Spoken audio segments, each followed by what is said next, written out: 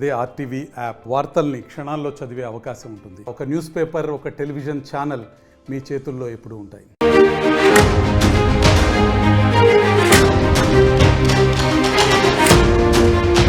Breaking news చూస్తున్నాం. పాక్ కి కంటి మీద కునుకు లేకుండా చేస్తోంది భారత్.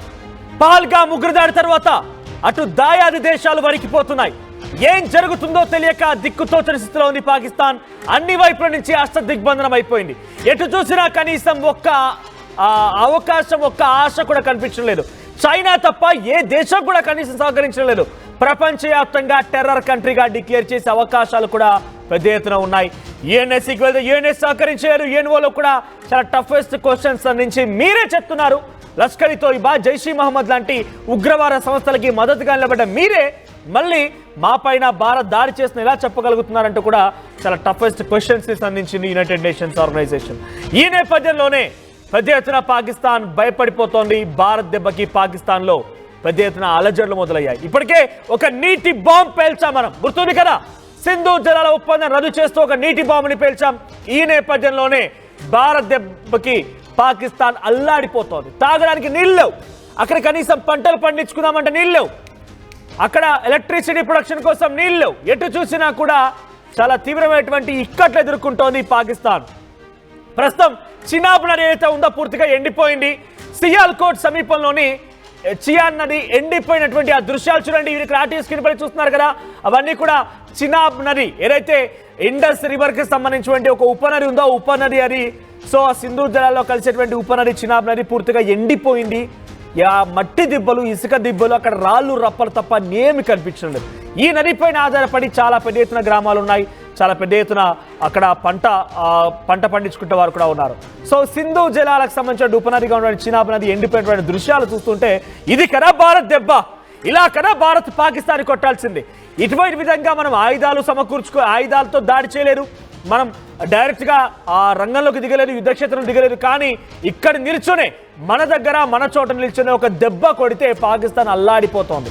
తాజాగా ఈ దృశ్యాలు, శాటిలైట్ దృశ్యాలు రిలీజ్ అయ్యాయి. ఈ చిత్రాల్లో పూర్తిగా నీరు అడిగంటిపోయింది. త్వరలోనే పాకిస్తాన్లో భారీ నీటి సంక్షోభం ఎదురయ్యే అవకాశం ఉంది. ఖరీఫ్ సీజన్ నుంచే పాక్కి నీళ్ల కట్టకట్ట మొదలైంది.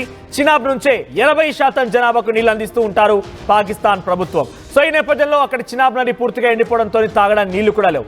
పాక్ ప్రభుత్వం తీరుపైన అక్కడ ప్రజల్లో కూడా తీవ్రమైనటువంటి ఆగ్రహం వెలుగక్కుతున్నారు. ఇప్పటికే సింధు జలాలు ఆపేసిన భారత ప్రభుత్వం జీలన్ నది నుంచి కూడా నీటిని అడ్డుకునే యోచనలో ఉంది. ప్రజెంట్ జీలన్ నది అంటే దీంట్లోనే ఒక సబ్ రివరే ఉపనది. సో ఆ ఉపనది కాస్త ఉప్పొంగి ప్రవహిస్తోంది. ఎగువన కురుస్తున్న వర్షాలకు ఉప్పొంగి ప్రవహిస్తోంది. దాన్ని అడ్డుకట్టడానికి కనీసం కొన్ని డ్యాములు కూడా లేవు కాబట్టి కొంతగా నీరు వదిలే ప్రయత్నం చేస్తోంది. దీనికి సంబంధించి మరిన్ని అభ్యాసం ప్రతినిధి సీనియర్ జర్నలిస్ట్ కృష్ణమోహన్ సిద్ధంగా ఉన్నారు. కృష్ణమోహన్, సింధు జలాల రద్దు తర్వాత పాకిస్తాన్కి నీటి బాంబు పేల్చినట్టయింది. దానికి ఉపనదులుగా ఉన్నటువంటి ఆ నదులకు సంబంధించి ఫోటోలు చూస్తుంటే పాకిస్తాన్ ఏ స్థాయిలో ఉందో, పాకిస్తాన్ భారత్ భిక్ష వేస్తే బతుందని మాత్రం చాలా సుస్పష్టంగా అర్థమవుతోంది. సో ఈ నేపథ్యంలో జీలన్ నది నుంచి కొంతగా వాటర్ కూడా వెళ్తూ ఉన్నాయి. సో జీలన్ నది నుంచి అడ్డుకట్టగా ఉన్నటువంటి డ్యాములు కూడా ఏ సరిగ్గా లేకపోవడం కారణంగా నీళ్లు వదిలేస్తున్న సిచ్యువేషన్ కనబడుతోంది.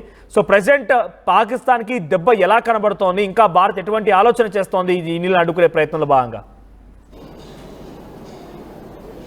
ఎస్ మనోజ్, ఓవరాల్గా చూసుకుంటే పాకిస్తాన్కి ఇండియా కొట్టిన దెబ్బ ఏదైతే నీటి బాంబు అనుకోవాలి ఒక రకంగా, ఇది వేసిన వ్యూహాత్మకంగా చేసిన ఈ చర్య ఏదైతే ఉందో దాంతో పాకిస్తాన్లో ఉన్న ప్రజలందరూ కూడా ప్రభుత్వం మీద తిరగబడే పరిస్థితి అయితే ఉంది. ఒకసారి మనం కనుక చూసుకుంటే సింధు జలాలని ఎక్కడైతే నిలుపుదల చేశారు దానికి సంబంధించి ఉపనదులుగా ఉన్న చినాబ్ నది పూర్తిగా కూడా ఎండిపోయిన పరిస్థితి మనం సాటిలైట్ చిత్రాల్లో క్లియర్గా చూడొచ్చు. ఈ చినాబ్ నది దాదాపుగా 80% ఖరీఫ్ పంటలకు కావచ్చు, 80% ప్రజలకు వాటర్ అందించడం కావచ్చు, ఖరీఫ్ పంటలకు కావచ్చు, ఇతర అవసరాలకు కావచ్చు, ఎలక్ట్రికల్ ఉత్పత్తికి కావచ్చు, వీటన్నిటికి కూడా బేసిక్గా ఈ చినాబ్ నది మీదనే అందరూ కూడా ఆధారపడి బతికే పరిస్థితి అయితే ఉంటుంది. సో ఇప్పుడు ఆ చినాబ్ నది మనం కానీ చూసుకుంటే ఇప్పుడు సాటిలైట్ ఫోటోలు కానీ ఒకసారి కానీ చూస్తే క్లియర్గా అక్కడ ఎండిపోయి రాళ్ళు, ఇసుక దిబ్బలు తప్ప ఏమీ కనపడిన పరిస్థితి. మరో 2 రోజులు ఇలాగే కొనసాగితే చినాబ్ నది పూర్తిగా కూడా ఎడారిలాగా కనపడబోయే పరిస్థితి అయితే చాలా స్పష్టంగా కనపడుతుంది.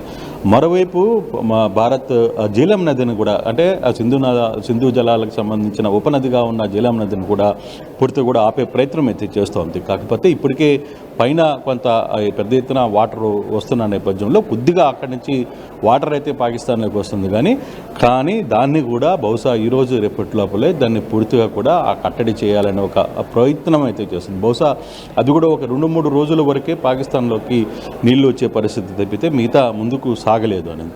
అయితే ఇక్కడ నీటి బాంబు పేల్చిన భారత్కి పాకిస్తాన్ మీద, అదేవిధంగా పాకిస్తాన్ ఏదైతే ఐక్యరాజ్య సమితికి వెళ్ళిందో, నిన్న పార్లమెంటరీ బోర్డు సమావేశానికి వెళ్ళిందో, ఇక్కడ పరిస్థితులన్నీ కూడా పాకిస్తాన్కి ఎదురుదెబ్బ తగులుతున్నాయి. ఈవెన్ యుఎన్ఓ కావచ్చు, లేకపోతే ఐక్యరాజ్య సమితి నిన్న జరిగిన మీటింగ్లో కావచ్చు, క్లియర్గా క్లోజ్డ్ మీటింగ్స్లో కూడా పాకిస్తాన్ని ఏకవరు పెట్టారు. మీరు చేయాల్సిందంతా చేస్తూ ఇప్పుడు మళ్ళీ మా దగ్గరికి వచ్చి భారత్ మీద చెప్పే ప్రయత్నం చేస్తున్నారు. ఎన్నిసార్లు మీకు చెప్పిన మార్పు లేదు, మీరు మారరు అని చెప్పే అంతే స్థాయికి ఐక్యరాజ్య సమితి సభ్యులు నిన్న పాకిస్తాన్తో మాట్లాడిన పరిస్థితి. సో ఈ ఓవరాల్ సిచ్యువేషన్ కనుక మనం కానీ చూస్తే ఒక్కసారిగా పాకిస్తాన్ అంటే ప్రపంచ దేశాల్లో పూర్తిగా ఏకాకైపోయింది. ఏదో చైనా కావచ్చు, లేకపోతే ఇంకొక దేశాలు, కొంత టర్కీ లాంటి దేశాలు, అక్కడ ఉన్న కొంత ముస్లింకి సంబంధించిన దేశాలు మద్దతు కూడిగా 1-2 షిప్పులని, యుద్ధ షిప్పులని పాకిస్తాన్కి పంపించినంత మాత్రాన దాన్ని ప్రజల ముందు బయట పెట్టి మాకు వెనకాల పెద్ద శక్తి ఉంది, మేము వెనకాల మా వెనకాల పాకిస్తాన్ వెనకాల చాలా దేశాలు ఉన్నాయి, మాకు చాలా పవర్ ఉంది అని మాట్లాడుకునే ప్రయత్నం పాకిస్తాన్ చెప్పబోతుంది. కానీ అక్కడ క్లియర్గా అర్థమైపోతుంది అక్కడున్న నాయకులు ఏం మాట్లాడుతున్నారు. పాకిస్తాన్లో ప్రజలు పాకిస్తాన్ అధ్యక్షుడి మీద కావచ్చు, ప్రధానమంత్రి మీద కావచ్చు, వాళ్ళు విరుచుకుపడుతున్న పరిస్థితి. కనీసం నీళ్లు తాగడానికి అంటే వాటర్ బాటిల్ కొనుక్కునేదానికి కూడా 150 రూపాయలు పెట్టాల్సిన పరిస్థితి ఉంది. ఇప్పుడే ఆర్థికంగా సంక్షోభంలో ఉన్న పాకిస్తాన్ పరిస్థితి అంతంత మాత్రంగా ఉంటే అది మళ్ళీ యుద్ధానికి సిద్ధమవుతుంది. మేము ఏదైనా చేయగలం, భారత్ని తిప్పి కొట్టగలం, భారత్ మీద మేము అనుకుంటే అనుదాముడి చేయగలం, లేకపోతే ఇంకోటి చేయగలం అని చెప్పి బీరాలు పోతుంది. అయినప్పటికీ కూడా ఇప్పటికీ కనీసం వాళ్ళకి ఒక 4 రోజులు యుద్ధం జరిగితే, 4 రోజులు యుద్ధం జరిగితే అవసరమైన పెట్రోల్ కావచ్చు, లేకపోతుంటే అక్కడ అవసరమైన ఆహార పదార్థాలు కావచ్చు, అవి కూడా పాకిస్తాన్కి క్లియర్గా లేవు. ఇప్పటికే పాకిస్తాను ప్రపంచ దేశాలకి, బ్యాంకులకి 7,500 కోట్లు మాకు అప్పు ఇవ్వండి, మా దగ్గర కొన్ని సామాన్లు ఉన్నాయి, కొన్ని వస్తువులు ఉన్నాయి, ఇవన్నీ కూడా మీరు మా దగ్గర ఉన్న యుద్ధ ట్యాంక్స్ వీటన్నింటిని దాన్ని అడ్డం పెట్టుకొని మాకు డబ్బులు ఇవ్వండి అని కోరుకునే పరిస్థితికి వెళ్ళిపోయింది. అయినప్పటికీ పాకిస్తాన్ మేకపోతుగా మరి ప్రదర్శిస్తుంది తప్పితే ఎక్కడా కూడా పాకిస్తాన్కి భారత్ మీద యుద్ధం చేసే పరిస్థితి లేదు. ఈవెన్ అక్కడ పనిచేసిన పాత మిలిటరీ జవాన్లు కావచ్చు, అధికారులు కావచ్చు, ప్రస్తుతం పనిచేసిన అధికారులు చాలామంది కూడా రిజైన్ చేసి వెళ్ళిపోతున్నారు. కొందరు మంత్రులు అయితే ఏకంగా యుద్ధం ప్రారంభమైతే మేము విదేశాలకు వెళ్ళిపోతామని చెప్పి చెప్తున్నారు. సో ఇటువంటి పరిస్థితుల్లో పాకిస్తాన్కి ఇండియా కొట్టిన ఒక్క చిన్న వాటర్ దెబ్బ, సింధు జలాల్ని ఆపేయడం అనేది, ఇప్పుడు జీలం నది కూడా రేపు ఎల్లుండో కానీ దాన్ని కూడా క్లోజ్ చేసేస్తే అసలు పాకిస్తాన్కి నీళ్ళే అనేవి పుట్టే పరిస్థితి లేదు. వాళ్ళకి కనీసం తాగడానికి నీటి సమస్యతో వాళ్ళు కొట్టుకోవాల్సిన పరిస్థితి ఏర్పడుతుంది. అటువంటి సంక్షోభంలో పాకిస్తాన్ ఎరుకోపోయింది. ఒకవైపు భారత్ మాత్రం తాను అనుకుంటున్న ప్రకారంగా అన్ని రకాల కార్యక్రమాలకి సిద్ధమవుతుంది, అన్ని రకాల యాక్షన్ ఆఫ్ ప్లాన్కి సిద్ధమవుతుంది. ఈరోజు భారతదేశంలో ఉన్న అన్ని ముఖ్యమంత్రులతో, అంతా హోంశాఖ కార్యదర్శులతో కూడా కేంద్ర కార్యదర్శి క్లియర్గా మాట్లాడిన పరిస్థితి ఉంది. సో ఈ సందర్భం అంతా జరుగుతోంది. సో ఎప్పటికైనా రేపు మాక్ డ్రిల్ నిర్వహించబోతున్నారు. సో భారత్ చేయాలనుకున్న యాక్టివిటీస్ అంతా కూడా చాలా స్పష్టంగా చేస్తుంది. కానీ పాకిస్తాన్లో మాత్రం నీటి ఎద్దడి చాలా తీవ్రమైన సంక్షోభాన్ని గురి చేయబోతున్న పరిస్థితి కనపడుతుంది. Right, thank you Krishnamohan, thank you for that bet. So మొత్తం మీద సింధు జలాల రద్దు విషయంలో భారత్ చేసినటువంటి నిర్ణయానికి కారణంగా పాకిస్తాన్ అల్లాడిపోతోంది. వాళ్ళు గొంతు తడుపుకోవాలన్నా మన నీళ్లు కావాల్సి. ఒకసారి ఇక్కడ దృశ్యాలు చూడండి. ఒకవైపు సింధు జలాలు నిలిపిన తర్వాత అక్కడ ప్రజెంట్ సిచ్యువేషన్ ఎలా ఉంది చూడండి. అక్కడ ఆ చీనాబ్ నదికి సంబంధించిన దృశ్యాలు మీకు చూపిస్తున్నా. లెఫ్ట్ సైడ్ బాక్స్ లో పూర్తిగా బండరాలు తేలిపోయాయి, చిన్న చిన్న మడుగులు కట్టి ఉన్నాయి.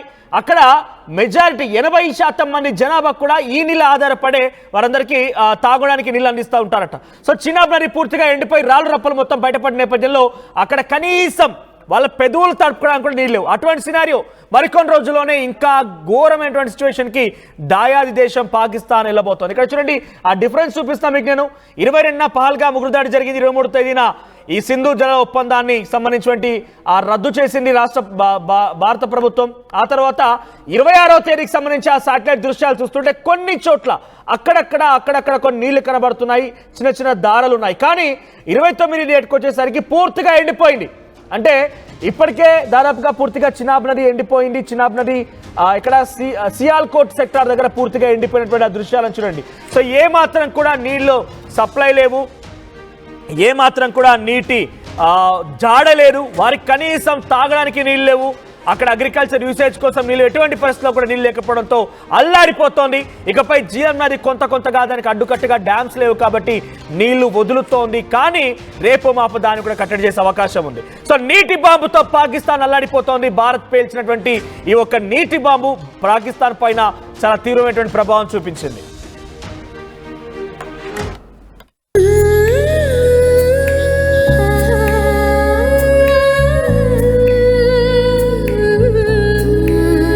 Gokulam signature jewels.